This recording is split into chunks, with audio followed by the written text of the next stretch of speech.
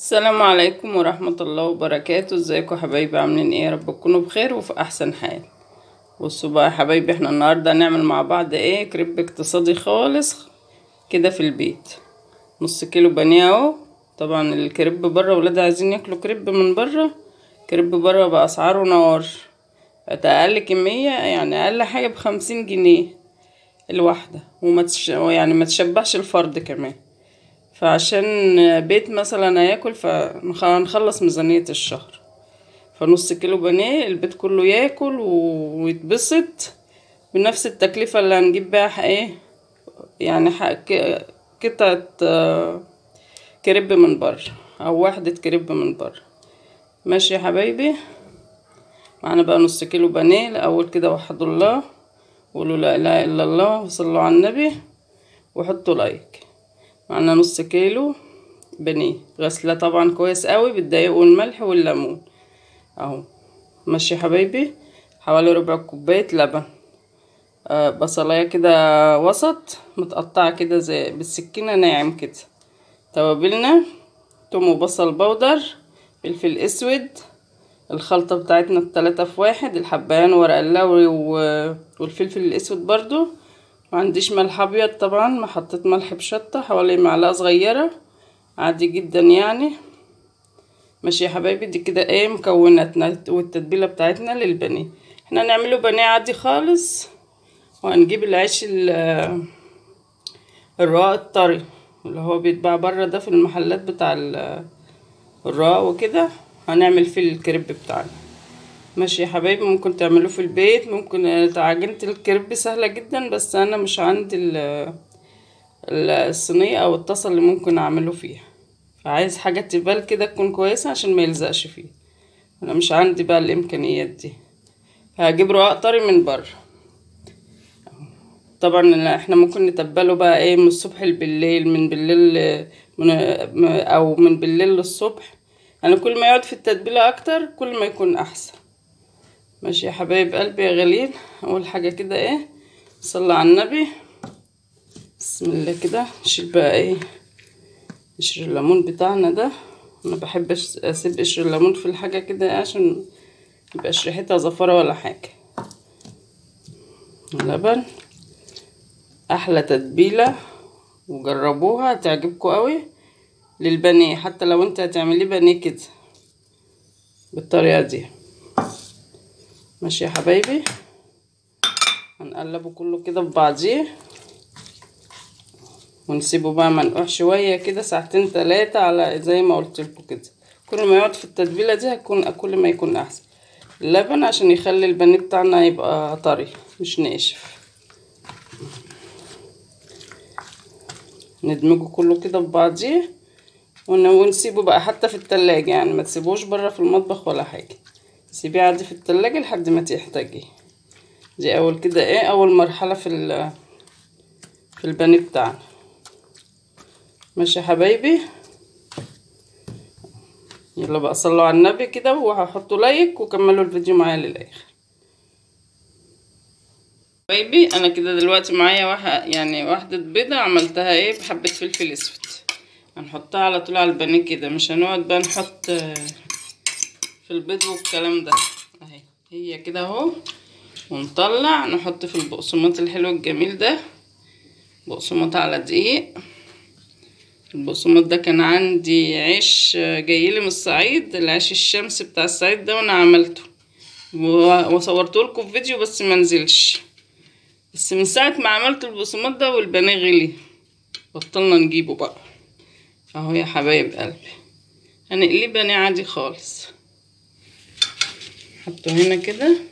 عندنا طبعا بصل اهو هنحطه مع الكريب بتاعنا، فلفل الوان، وهنحط كاتشب ومايونيز وايه، وهنعمل احلى كريب اقتصادي كده وجميل وحاجه ايه تعجب ولادنا.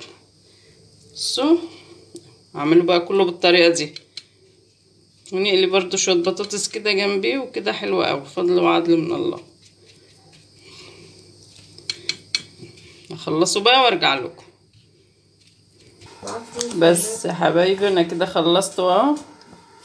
ننزل بقى كده ايه في الزيت السخن ما شاء الله كده نقليه. الكريب ده هنعمله كده بطريقه حلوه قوي، حاجه كده سهله وبسيطه واقتصاديه.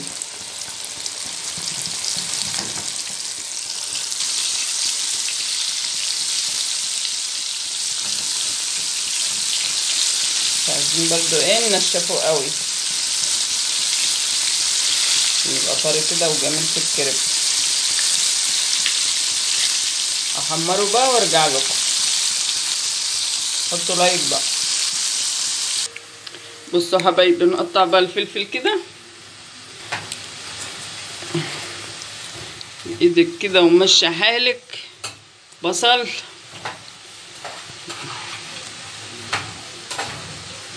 طماطم،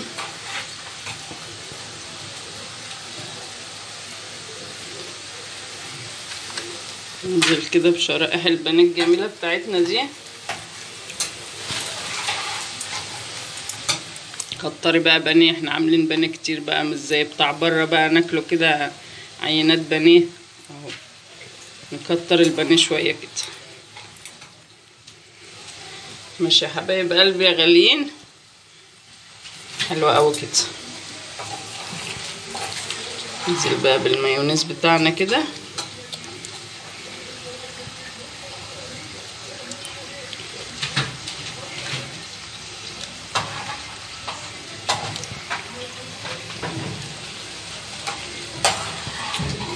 كاتشب،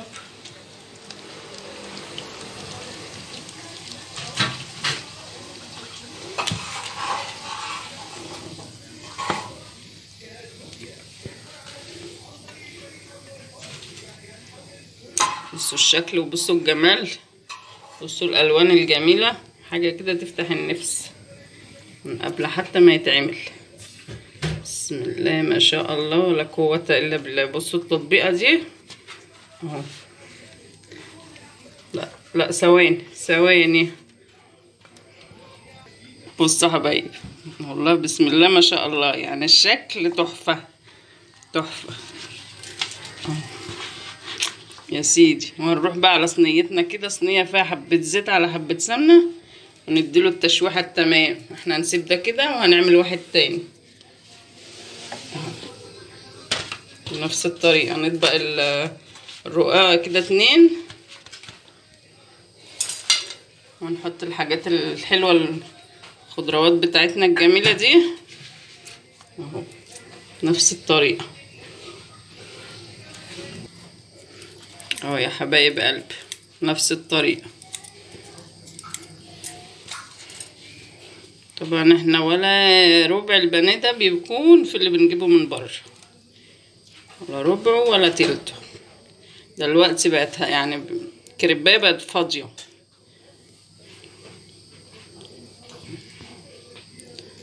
كده هناكل احلى كريب النهارده.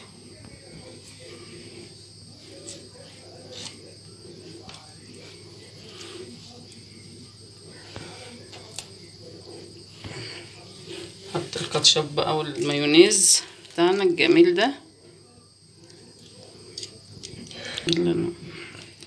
معلش يا جماعه، انا قطع الكيس بتاع الكاتشب والمايونيز، يعني ايه خدته كده اتهورت يعني، عشان كده بينزل يعني كميات كبيرة. بسم الله يا سيدي، يا جمال وتكاته يا حركاته اهو. وننزل ايه، ننزل بيه يا حبايبي على الطاسه بتاعتنا. طبعا احنا حاشينه بقى حاشيه محترمه. بصوا شكله حلو ازاي. ماشي، هنروح بقى نحط في الطاسه كده نحمرهم ونشوف هنعمل ايه. هنعمل طبعا كميه كبيره عشان دول ايه مش هيقضوا يعني العيله الكريمه. ماشي يا حبايبي، كله بقى بالطريقه كده دي، وهنشوف هنعمله هنحمره ازاي. يلا بينا بقى نروح على البوتاجاز.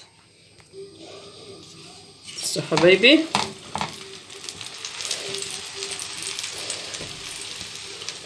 خلي الناحيه اللي هي فيها دي الفتحه دي هي اللي على النار كده الاول. جبت صينيه كبيره عشان نحط 2 كده قصاد بعض. طبعا هو مش هياخد وقت، على طول كده ونقلب. ايه رأيكم بقى في الجمال ده؟ حطوا لايك بقى. يا سيدي يا جمال يا تكاته يا حركات. بصوا العظمة دي يا ولاد.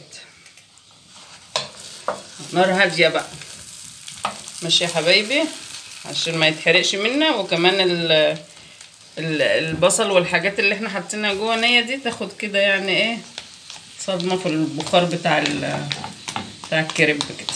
بصوا حاجة كده عسل، تستاهل لايكات كتير قوي.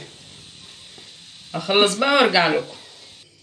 وبس يا حبايبي، ايه رأيكم بقى في الجمال ده؟ بصوا احلى كريب واحلى يعني، بصوا حاجة كده يعني جميلة، حاجة نظيفة، حاجة عاملاها ببيتك واقتصادية كمان، مش مكلفين قوي يعني. بدل ما هتجيب الرقاق وهنحطه في عيش ومش عارفة، وكده كده بنعمل سلطة جنبيه او الكلام ده البانيه سوري، فاهو شوية رقاق بدل العيش والكلام ده، ونعمل كده ايه جو حلو وتغيير ونفرح ولادنا يعني. بص عملنا كام واحدة ما شاء الله، حوالي 8 وحدات بتمن، ممكن 2 نشتريهم من بره. ماشي يا حبايبي. شوية بطاطس بقى محمرين كده، شوية زيتون وفلفل مخلل، شوية خيار وطماطم وكده ايه حاجة كده تبقى خضرة كده جنب الاكل بتاعنا. احنا حاطين خضرة وخضروات كفاية اوي في السندوتشات. وادي شكل السندوتش من جوه. بصوا حاجة كده عسل تفتح النفس وتستاهل بقكم. حطوا بقى لايكات كتير، ولايك بقى وشير للقناة، لايك وشير وسبسكرايب للقناة. واللي بيشوفنا واللي لا مؤاخذة اصل انا اعصابي يعني ايه. بص بقى ضعفت انا ضعفت قدام الكريب. يلا السلام عليكم ورحمة الله وبركاته.